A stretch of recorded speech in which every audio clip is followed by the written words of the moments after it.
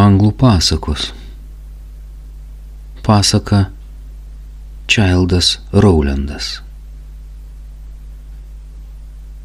Linksmai po sodą žaidė sau.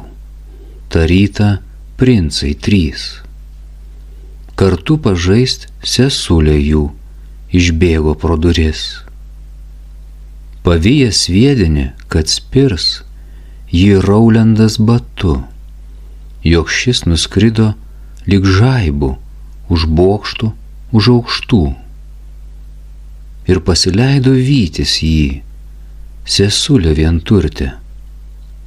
Praėjo valanda, kita, o jos kaip nėr, taip nėr.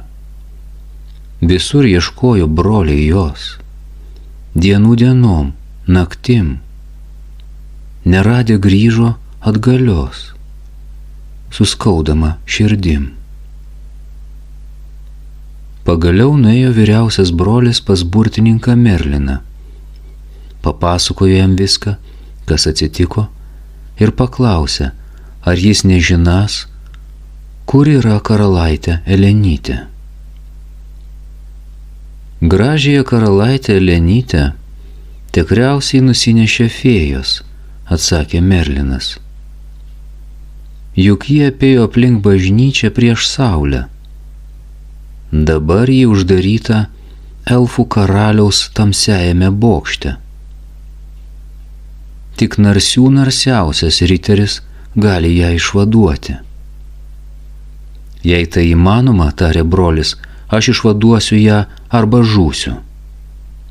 Įmanytai įmanoma, atsakė burtininkas Merlinas, bet vargas tam, kas išdrys eiti be gero patarimo.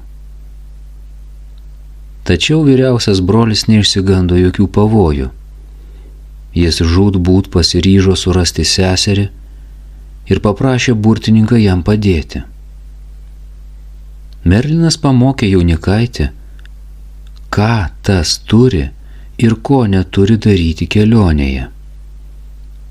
Ir iškeliavo Elenytės brolis į elfų šalį, o 2 jaunesnieji ir karalienė jų motina pasiliko laukti namie. Jie laukė brolio jau seniai. Vis tikisi, sugrįš. Ir graudžiai verkia naktimis. Negrįžta princas vis. Tada antrajam broliui nusibodo laukti. Ir jis nuėjo pas burtininką Merliną, o tas jam pakartojo visą, ką buvo sakęs vyresniajam.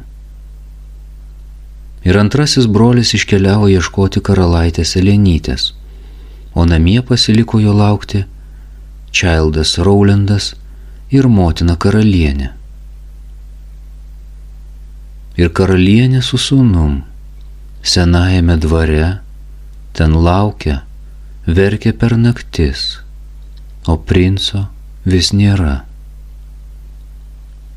Laukia, kol galop nusprendė keliauti jauniausias karalaitis, Elenytės brolis, Čaildas Raulendas. Nuėjo pas motiną ir paprašė jos leidimo. Bet karalienė iš pradžių nenorėjo jo leisti, mat Čaildas Raulendas buvo jos jauniausias ir mylimiausias sūnus.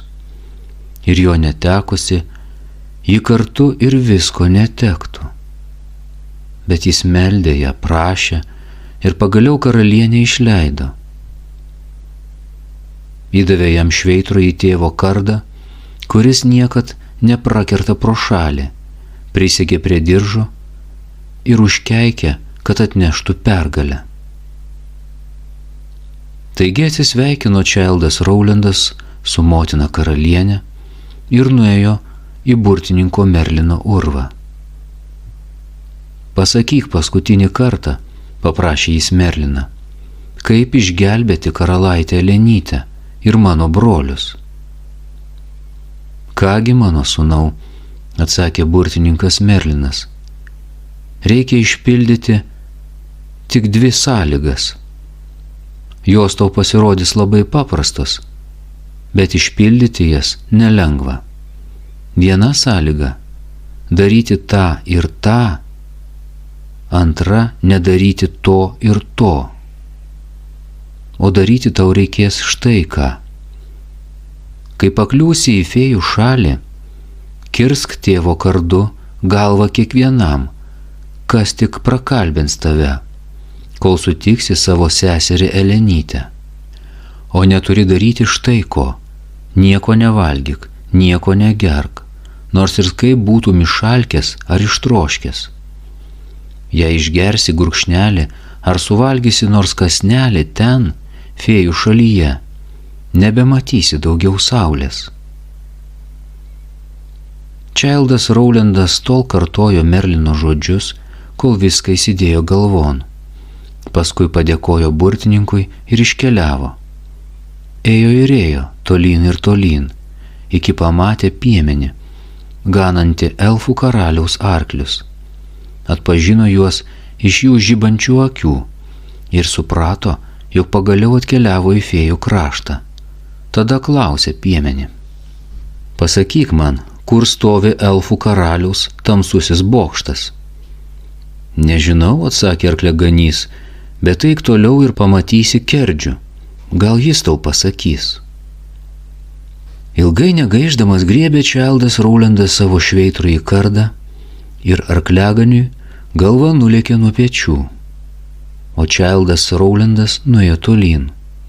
Tol ėjo, kol pamatė piemenį, ganantį karaliaus karves, ir vėl to paties paklausė. Nežinau, atsakė piemuo, bet eik tolyn, kol pamatysi paukštininkę, ji tai jau žinos. Čaildas Rowlandas vėl išsitraukė šveidrųjį kardą ir piemeniui taip pat nulėkė galva. O Čaildas Rowlandas nuėjo tolyn ir pamatė senutę su pilku apsiaustu. Paklausė, ar ji nežinanti, kur stovi elfų karaliaus tamsusis bokštas. Eik dar toliau, pasakė jam paukštininkė, ir pamatysi apskritą žalią kalnelį, nuo papėdės iki viršaus apjuostą pakopomis. Apeik 3 kartą aplink jį prieš saulę ir kiekvieną kartą kalbėk: duris, duris atverkit man, įleiskite vidun. 3 kartą duris atsidarys ir tu įeisi. Čaildas Rowlandas buvo jau beinas, bet staiga atsiminė, ką jam sakė burtininkas. Tuo išsitraukė savo šveitrųjį kardą ir paukštininkiai nulėkė galva. Tada žengė tolyn ir ėjo, kol priejo apskritą žalią kalnelį, nuo papėdės iki viršaus apjuostą pakopomis. 3 kartą apėjo jį prieš saulę ir kiekvieną kartą kalbėjo: duris, duris atverkit man, įleiskite vidun. 3 kartą duris tikrai atsidarė. Čaildas Rowlandas įėjo, duris tuoj užsitrenkė ir jis atsidūrė tamsoje. Tiesą sakant, čia nebuvo visiškai tamsu, iš kažkur sklido menkutė švieselė, bet Čaildas Rowlandas nematė nei langų, nei žvakių ir negalėjo suprasti, iš kur jis sklinda. Gal tik pro sienas ir lubas, pažvelgęs aukštyn išvydo grublėtus kliautus, iš perregimo akmens, išdėtos skaitraus putnago ir žėručio plokštėmis. Nors aplinkui pilkavo akmenis, oras buvo nuostabiai šiltas, nes taip visada būna elfų šalyje. Čaildas Rowlandas nuėjo šituo koridoriumi ir galop priejo aukštas, plačias, iš 2 pusių sutveriamas duris. Jos buvo praviros. Ir kai Čaildas Rowlandas atidarė iki galo, pamatė stebuklų stebuklą. Priešais jį buvo didelė erdvimenė, tokia didelė, jog atrodė esanti nemažesnė už visą žaliąjį kalnelį. Lubas laikė parėmusios išlakios kolonos, tokios aukštos ir didingos, kad prieš jas nublanktų net katedros kolonos. Visos buvo aukso ir sidabro, išmargintos raštais, o tarp jų ir aplinkui kabėjo gėlių pynės, padirbtos, na spėkit iš ko, ogi iš deimantų, smaragdų ir visokių brangiųjų akmenų. Ir net patys skliautai buvo išpuošti kekėmis deimantų, rubinų, perlų bei kitų brangakmenių. Visos skliautų briaunos skirtusi lubų vidury. Tenai ant auksinės grandinės kabėjo didžiulis žibintas, padarytas iš tuščiavidurio ir visiškai perregimo nematyto didumo perlo, o vidury perlo be paliovo sukosi didelis karbunkulas. Skaistų spinduliai iš jo žiro per visą menę ir atrodė, lyg šviestų besileidžianti saulė. Visa menė buvo irgi prabangiai išpuošta, jos gale stovėjo gražiai paklota lova su aksominiu užtiesalu, išsiuvinėtų šilkais ir auksu, o lovoje sėdėjo karalaitė Lenytė ir šukavosi sidabrinėmis šukomis auksinius plaukus. Vos jį pamatė Childą Rowlandą, tuoj atsikėlė ir tarė: O Dieve mano, kogi tu, kvailiuk, ko tu atėjai? Broleli mano jaunasai, tavęs juk lauks namuos. Oi nesugrįši ten daugiau, nėr kelio atgalios. Prisėsk čionai, o vargas mums, kokia žiauri lemtis. Tuojau ateis karalius čia, su juo tava mirtis. Susėdo abu šalimais ir Childas Rowlandas apsakė jai visą, kaip buvo, o ji jam papasakojo, kaip abu jo broliai priėjo tamsųjį bokštą, bet elfų karalius juos užbūrė ir dabar jie guli čia lyg negyvi. Childas Rowlandas, bekalbėdamas su serim, pasijuto išalkęs po tokios ilgos kelionės. Jis pasisakė Lenytei ir paprašė ko užvalgyti, visai užmiršęs burtininko Merlino įspėjimą. Liūdnai pasižiūrėjo į Childą Rowlandą karalaitę Lenytę ir palingavo galvą.